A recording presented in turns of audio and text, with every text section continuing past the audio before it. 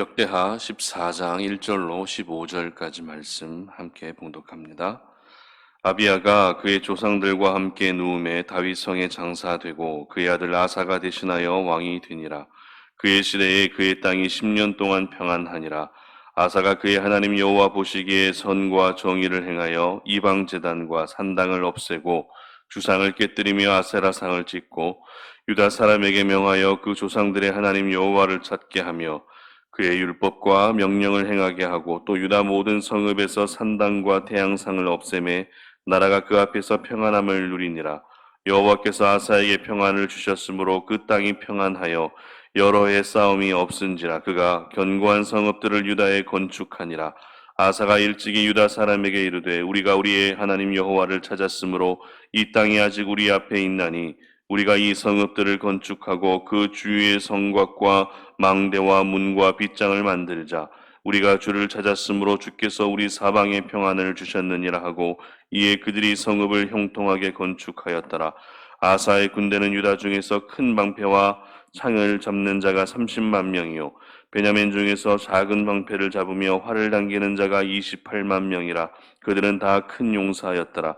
구스 사람 세라가 그들을 치려하여 군사 100만 명과 병거 300대를 거느리고 마레사에 이르매 아사가 마주 나가서 마레사의 스바다 골짜기에 전열을 갖추고 아사가 그의 하나님 여호와께 부르짖어 이르되 여호와여 힘이 강한 자와 약한 자 사이에는 주밖에 도와줄 리가 없사오니 우리 하나님 여호와여 우리를 도우소서. 우리가 주를 의지하오며 주의 이름을 의탁하옵고 이 많은 무리를 치러 왔나이다. 여호와여 주는 우리 하나님이시오니 원하건대 사람이 주를 이기지 못하게 하옵소서 하였더니 여호와께서 구스 사람들을 아사와 유다 사람들 앞에서 치시니 구스 사람들이 도망하는지라.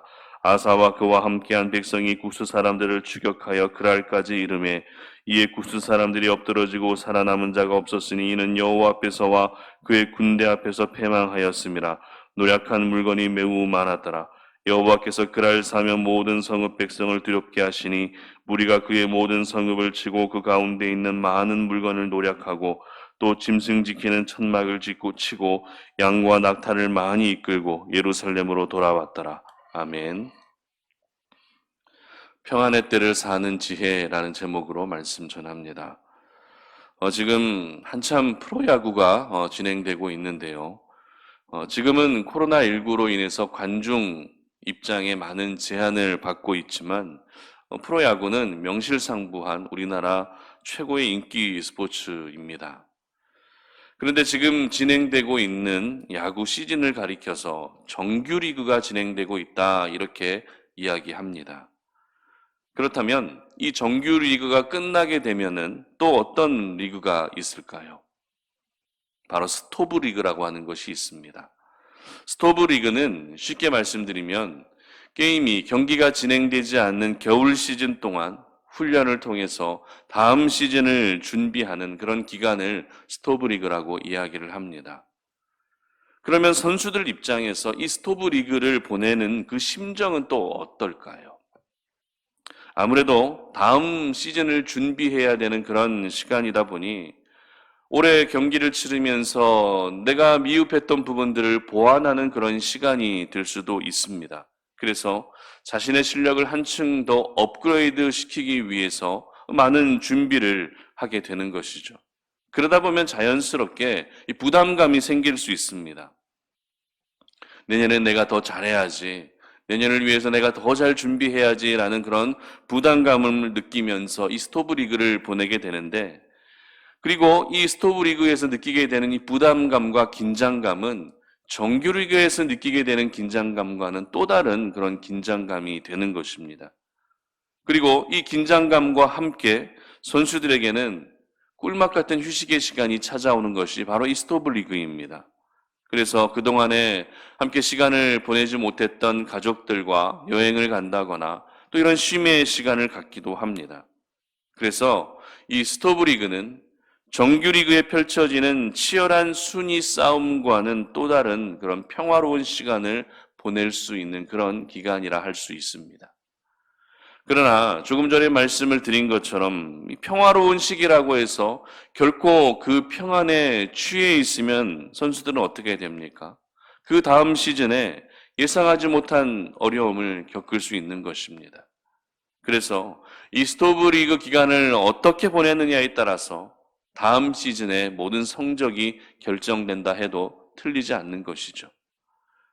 오늘 본문은 남유다의 3대 왕이었던 아사 왕에 대한 이야기를 기록하고 있습니다. 역대기에 기록된 남유다 20명의 왕들은 모두 이 긍정적인 부분에 초점을 맞추어서 기록하고 있기 때문에 이 한 사람 한 사람이 정말 어떤 사람이었는지 객관적으로 평가하는 것이 조금 어려울 수 있습니다. 하지만 역대기가 아니라 열왕기에 기록된 남유다 20명의 왕들은 그 가운데서도 특별히 객관적으로 이들을 기록하고 있기 때문에 이 열왕기의 기록을 함께 살펴보면서 오늘의 본문을 보게 되면 이 20명의 유다 왕들 한 사람 한 사람이 정말 하나님 앞에서 어떻게 살았는지를 우리는 조금은 더 정확하게 알 수 있는 것입니다. 그렇다면 오늘 본문에 등장하고 있는 이 아사 왕은 과연 어떤 사람이었을까요? 이 아사 왕은 하나님 앞에서 어떠한 모습으로 살았던 그런 왕이었을까요? 그것은 바로 아사 왕은 선한 왕이었다는 것입니다. 여기서 선하다라는 것은 그 사람의 성품만을 가리키는 의미가 아닙니다. 하나님과의 관계 속에서 얼마나 하나님을 신뢰하고 하나님을 의지하며 살았는지를 이 선하다라고 하는 표현으로 이야기하는 것이죠.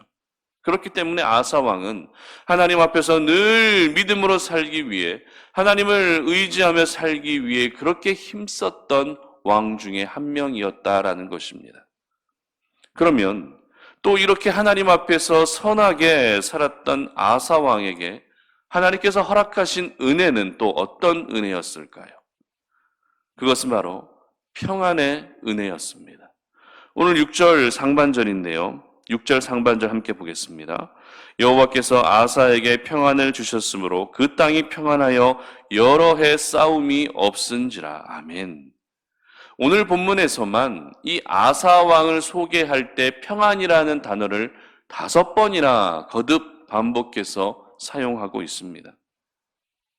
그리고 이 평안이라고 하는 말은 어느 한 부분에만 해당되는 것이 아니라 삶의 전 영역에 걸쳐서 해당되어질 때 저희들은 평안이다라고 이렇게 이야기를 합니다.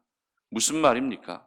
예를 들어서 내 가정은 평안하지만 나의 일터가 평안하지 않다면 그 사람의 인생은 결코 평안하다라고 말할 수 없다는 것입니다. 마찬가지로 이 아사 왕 역시 만약 왕궁은 평안했지만 끊임없는 외세의 공격과 침략이 있었다면 아사 왕의 인생을 가리켜 평안한 인생이었다라고 말하기는 어렵다라는 것입니다. 그러나 아사 왕이 남유다를 다스렸던 이 41년의 세월 가운데 이 평안이 주어진 기간은 10년이라는 시간이었습니다. 1절 하반절 보시기 바랍니다. 아사가 대신하여 왕이 되니 그의 시대에 그의 땅이 10년 동안 평안하니라. 아멘. 이처럼 이 10년의 세월은 아사 왕에게 있어서 평안 그 자체였던 것입니다. 항상 평안을 누리며 살 수 있었던 기간이 10년이라는 그 시간 동안만큼은 하나님께서 그 평안을 보장해 주셨다라는 것입니다. 그렇다면 아사 왕은 이 평안의 때를 보낼 때에 무엇을 하며 지냈을까요? 선한 왕이었기 때문에 항상 하나님을 예배하고 또 그렇게 하나님을 높여드리며 그렇게 지냈을까요? 이것은 지극히 기본적인 모습이죠. 선한 왕이었기 때문에 하나님을 예배하는 것은 지극히 기본적인 모습입니다. 그러나 그것과 함께 이 아사 왕이 평안의 때를 보내면서 행했던 일들이 무엇이었는지 오늘 본문에 정확하게 기록하고 있는데요. 6절 하반절 보시기 바랍니다. 6절 하반절입니다. 그가 견고한 성읍들을 유다에 건축하니라. 아멘. 바로 성읍을 건축하는 일이었습니다. 여기서 성읍이라는 것은 전쟁을 대비하는 것으로서 성곽과 망대를 포함하는 것입니다. 즉 아사 왕은 하나님이 허락하신 평안의 때를 그저 평안에 취해서 정말 놀면서 지냈던 것이 아니라 언제 있을지 모르는 그 전쟁을 대비했다라는 것입니다. 그리고 오늘 성경은 이 성읍이 형통하게 건축될 수 있도록 하나님께서 평안을 주셨다고 기록합니다. 다시 말해 평안의 시기가 있었기 때문에 전쟁을 대비할 수 있었던 것입니다.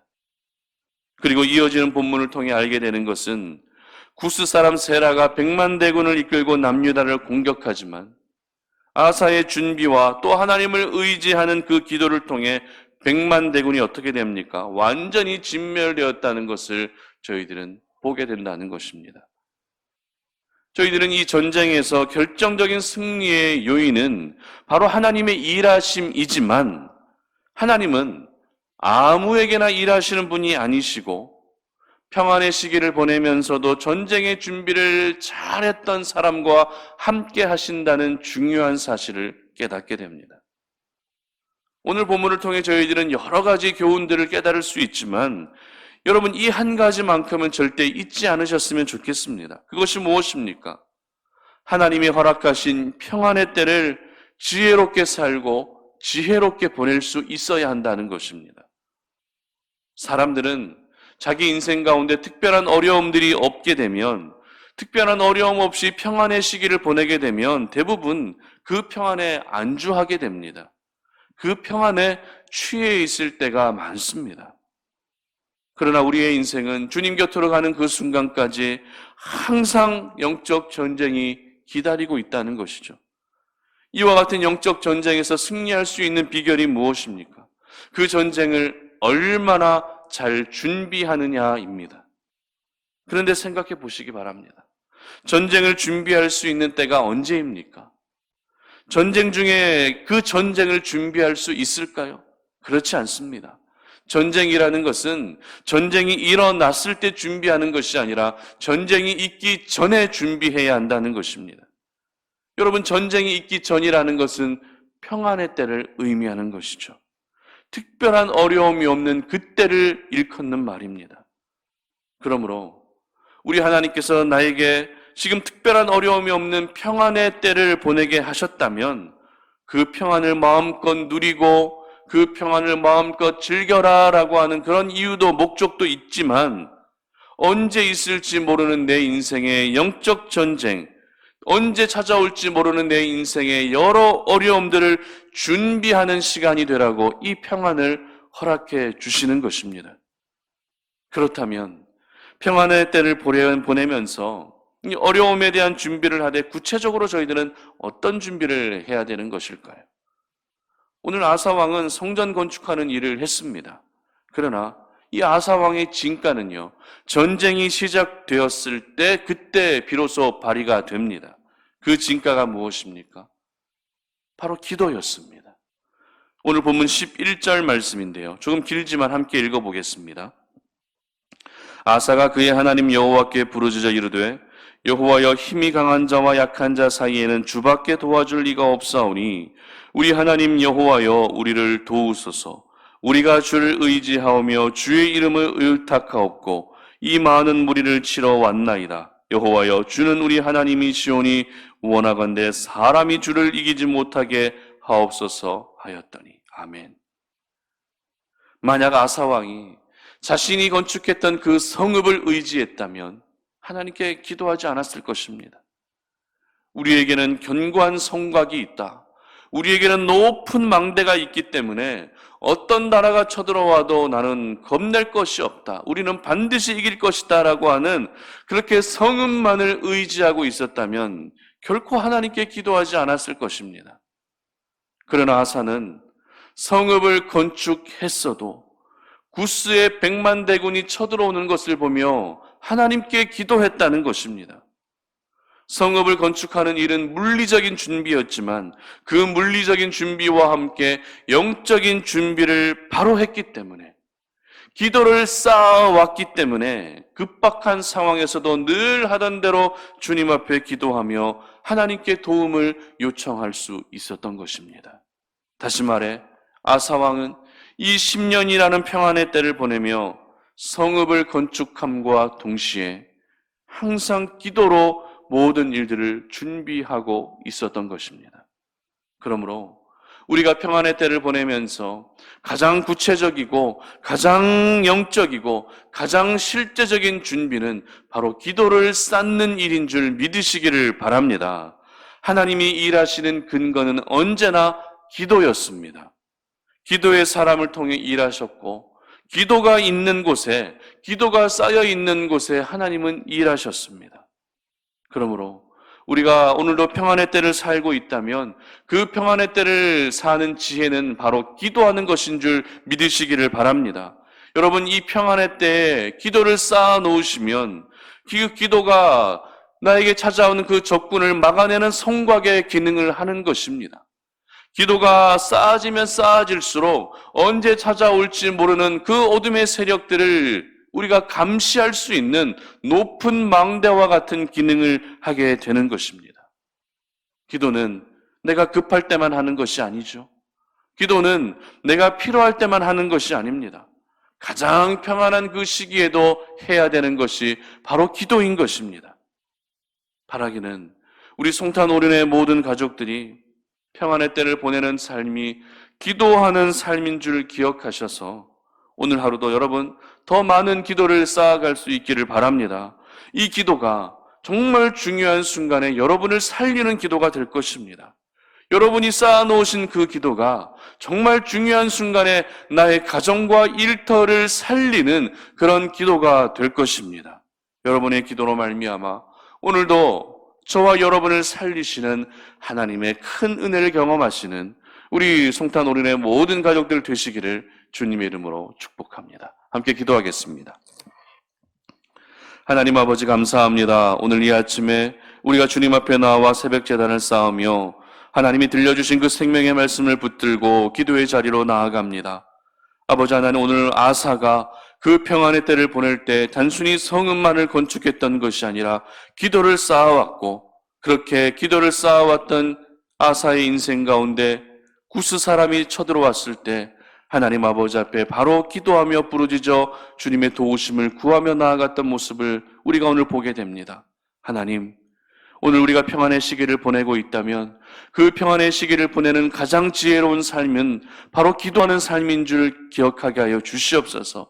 이 평안의 때에 더 많이 기도를 쌓아가게 하시고 더 많이 기도를 우리가 쌓음으로 언제 찾아올지 모르는 그런 인생의 어려움과 어려운 모든 힘든 시간들을 이 기도로 말미암아 버티고 이겨낼 수 있도록 도와주시옵소서. 오늘 하루 우리 성도들의 모든 하루하루의 삶을 주님이 축복하여 주셔서 우리가 살아가는 모든 삶의 현장에서 온전히 하나님의 영광이 드러날 수 있는 그러한 믿음의 삶을 살아가는 하루가 되게 하여 주시옵소서. 감사드리며 예수님의 이름으로 기도드립니다. 아멘.